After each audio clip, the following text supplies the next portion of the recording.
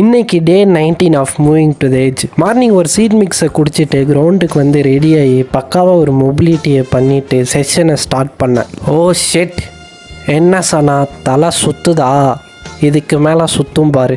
இன்னைக்கு 360 jump ஷாட்டை unlock பண்ணலான்னு சொல்லிட்டு நிறைய அட்டம்ஸ் ட்ரை பண்ணேன். வழக்கமாக 10 அட்டம்ஸ் எடுத்தனாலே தலை சுற்ற ஆரம்பிச்சிடும். பட் இன்னைக்கு கார்ட்ஸ் எடுத்தனால நல்ல ஸ்டாமினா இருந்துச்சு. அப்புறம் பாடி டயர்டாகி நெக்ஸ்ட் ஹில் போகலான்னு சொல்லிட்டு ஸ்டார்ட் பண்ணேன். பப்ளிங் டஃப்பாகவும் இருக்கணும் அண்ட் ரெப்ஸும் கம்ப்ளீட் பண்ணணும்னு சொல்லி ஒரு 50 ரெப்ஸ் கம்ப்ளீட் பண்ணிவிட்டு அடுத்ததாக வந்து ஃபினிஷிங் ட்ரில்ஸ்க்கு வந்தேன். ஃபினிஷிங் ட்ரில்ஸ் ஆஸ் யூஷுவல் நல்லாவே போச்சு.